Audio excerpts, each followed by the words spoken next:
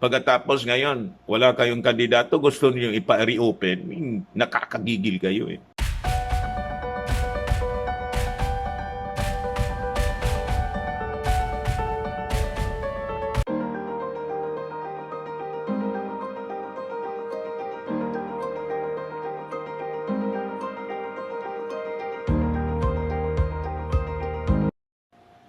Hello po mga kababayan, kumusta po kayo? Ngayon, i-update ko lang po kayo ng mga kaganapan, especially dito po sa filing ng COSI faction ng PDP Laban to reopen the filing ng Certificate of Candidacy. Kasi alam naman ninyo po, wala silang kandidato, umatras yung mga manok nila. Alam na ninyo yung kwento. So this time, siguro, may pinaplano sila uli. Baka may naisip sila na itulak na kandidato. Sino kaya yon? Ano sa tingin ninyo mga kababayan? Di kaya si Inday gusto nilang itulak uli na to run for president? Pag pinaintulutan ito ng Commission on Election, everything is possible, mga kababayan. Baka biglang yung unit team, pak! Di ba? Remember that blood is thicker than water, mga kababayan. At yung laro ng mga taong ito, ay,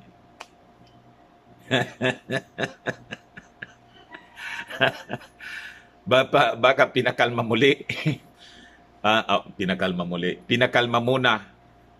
Then afterwards, siyempre pamilya sila, nag-uusap-usap sila. Ano niya, kumusta? Nakuha mo na niya yung support ng mga Marcos loyalist. Ayos na niya. May mga survey niya na lumalamang ako kay Bongbong Marcos. Diba? Pero close anyang masyado. And I think anya with my pwede na tayong tumakbo for for president muli. I-withdraw ko yung kandidatura ko for vice president. President uli.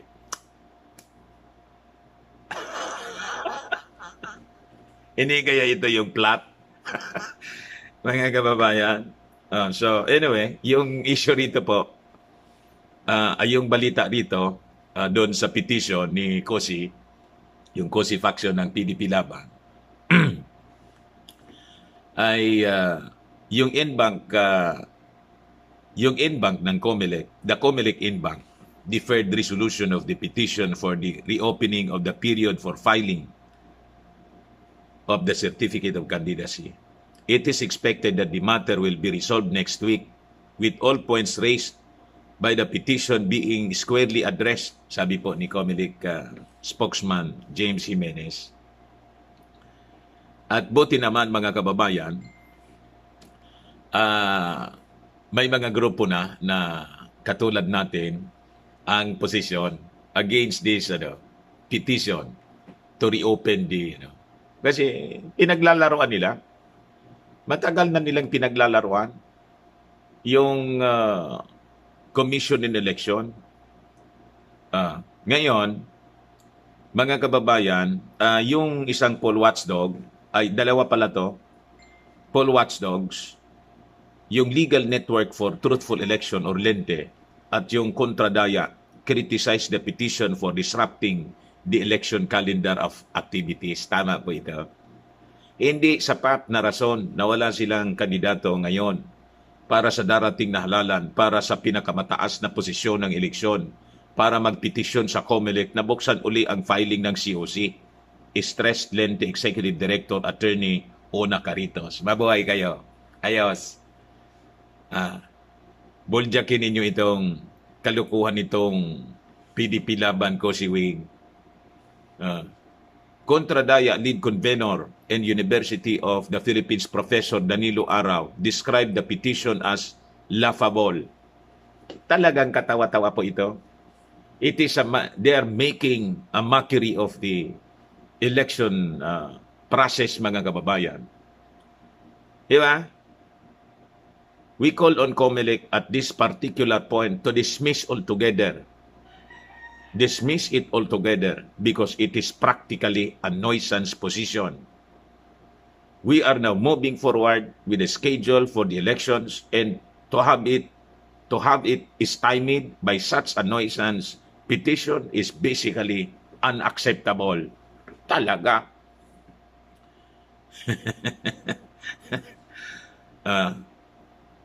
PDP Laban was unable to field standard bearers for the May 9, 2022 elections following a leadership row between the COSI faction, which is backed by President Digong, in the group led by presidential aspirant Senator Manny Pacquiao and Senator Coco Pimentel.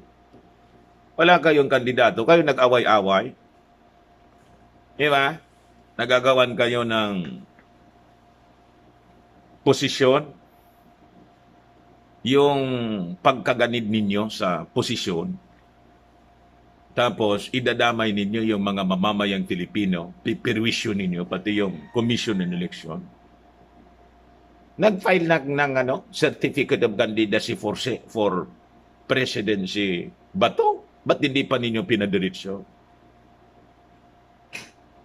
Tapos, pinalitan ni Mongo. Nang tumakbo si Mongo, di man pala ready, umatras. Di ba? Nakakainit ng ulo yon. Pagkatapos ngayon, wala kayong kandidato, gusto niyo ipa-reopen, nakakagigil kayo eh. Ano ngayon ang plano ninyo? Di ba? Tama yung sabi nila, you want to disrupt the election activities, and possibly, tama din yung analysis ng Pimentel Wing ng PDP Laban, yung sinabi nila na it is a ploy to postpone the election para you continue on, alams na, your cling to power. Yun ang intention ninyo. Or maybe, ngayon, ito nga yung sinabi natin kanina, sino yung yun ang tanong natin. Pag rini-open, pinagbigyan kayo, halimbawa, sino yung itutulak ninyo? Si Inday? Wala man kayong tao. Sino ang pwede na i-field ninyo as standard bearer? Wala na kayong tao other than si Inday.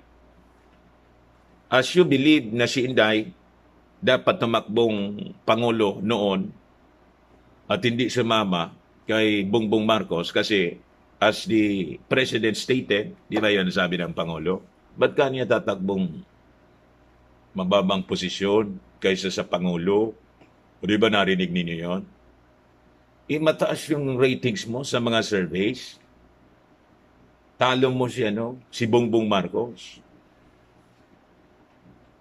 Possibly, ngayon, may mga negosasyon kayo. Ito, kuwan ko lang to. Theory ko lang. May guess. Ano ang rason? At sino yung nasa isip ninyo? And remember, sabi ko nga kanina, blood is thicker than water. Yung mga away-away, ang tingin ko nga, drama ninyo. Di ba? Kaya lang, yung unang drama ninyo, hindi man nangyari. Hindi umobra yung inyong mga leverage. Yung laro ninyo para magkaroon ng leverage kayo kay Bongbong Marcos, hindi umobra kasi firm yung posisyon ni Bongbong Marcos. Never to slide. Di ba?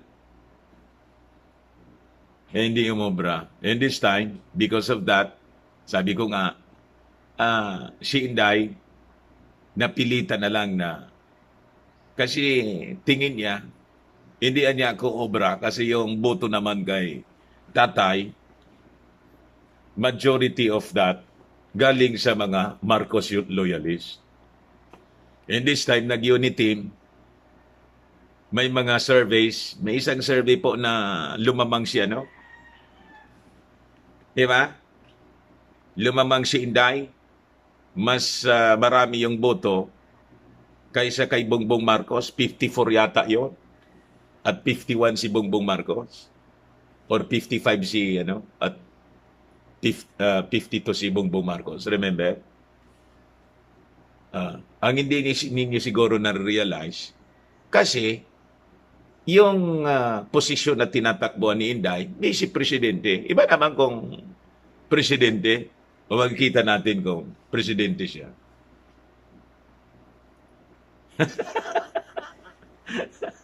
Di ba? Siguro kasi may mga iniisip din, may iniisip pa rin kayong iba. Yung kuha ninyo masyadong matataba yung utak ninyo pagdating dito sa mga larong ganito. Di ba? But tingin natin mga kababayan, I just hope hindi pagbigyan ng Commission on Election itong mga kalukuhan nila.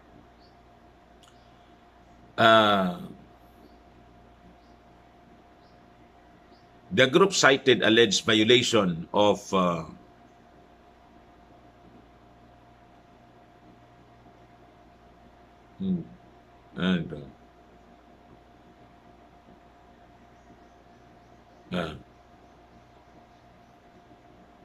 the poll body is finalizing the official list of candidates ahead of the printing of ballots next week. Meanwhile, a petition urging the poll body to postpone the elections until 2025 filed by the National Coalition for Life and Democracy was not tackled in the in-bank session, sabi po ni Jimenez. The matter was maybe candidated for next week in bank. Talagang sunod-sunod ang mga aksyon nitong mga grupong may maitim na adhikain. The group cited alleged violations of BIDCO protocols by 2022 aspirants during the respective meet and greet in caravans with supporters. Ginamit pang rason. NCLD said these activities not only place the life, health, and safety of the poor and innocent in jeopardy, but also made vote buying possible. Bugok. Ginamit pa ninyo itong issue para lang makuha ninyo yung gusto ninyong mangyari, extension ng mga nasa. Alam namin kung sino yung nagtutulak sa inyo nito. Sina niya, Mr. Maravilla. Siyempre, yung magkikinabang sa extension, alam nga naman. Sino sa tingin ninyo yung magkikinabang sa extension, yung postponement? Sino? Experience in recent months in the present situation demands continuing observance of health protocols, particularly prohibition on social gatherings in overcrowding, stated the petition filed before the COMELEC. Pero sabi po ng COMELEC, walang rason to postpone the election. Wala man talagang rason. Itong mga isyong ito sa itong health crisis, pinapalaki lang po nila para sa sarili nilang kapakinabangan. Wala silang paki, mga kababayan.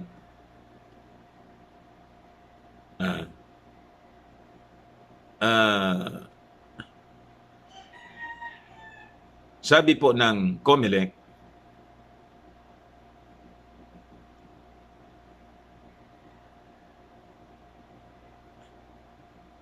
because if you want to postpone the election, then what you want to do is to ignore the Constitution. How can you ignore the Constitution? All government authority basically emanates from the Constitution. And if you want the Constitution to be ignored simply because you want to stay in power, then you have a big, big problem. Butit nakalata kayo. Hindi ako nagsabi niya na, nagsabi mismo, si Jimenez, yung Commission on Election. Sa tingin nila siguro, they want to, itong mga nasa likod nito, yung nagtutulak po dito sa mga abogadong ito, they want to stay in power. Tapos na yung kontrata ninyo. Patapos na. Gusto pa ninyong ano? Gusto pa ninyong magpasasa sa ano? That is ano, kasakiman ang tawag doon. Sobra na. Tama na po. Tama na. Kung pwede nga lang na palayasin namin kayo ngayon, itulak na namin kayo dyan. Gagawin namin sa perwisyo ninyong ginagawa ngayon sa mga mamamayang Pilipino.